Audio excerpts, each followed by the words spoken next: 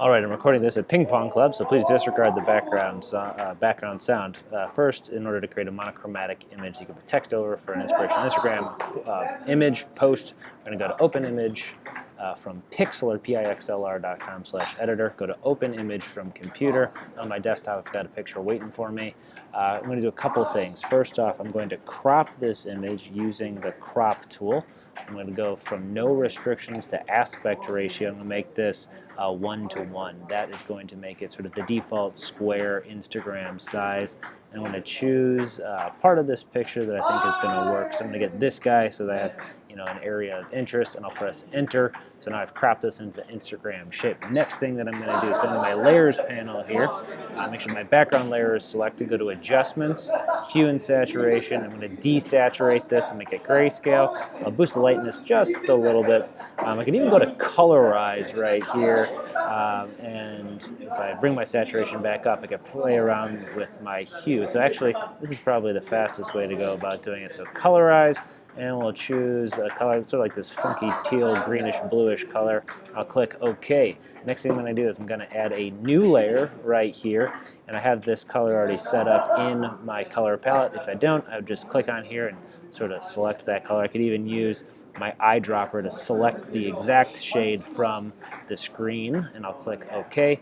And I'm going to go and add a gradient right here, and my gradient is going to go sort of solid color to transparent.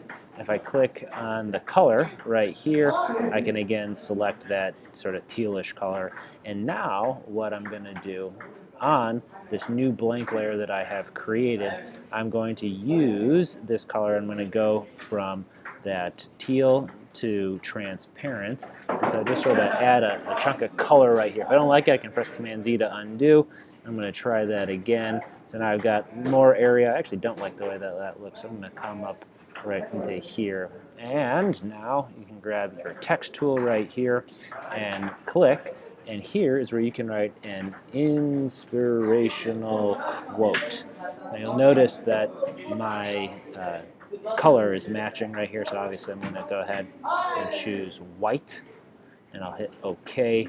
And right in this text box right here, I can sort of adjust how that looks. Maybe I'll make it right aligned and choose a bold font right here and boost the font size so that it works for what I want to do. Let's go right into in this area here.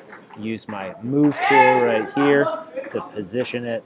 And now I have accomplished what I have set out to accomplish.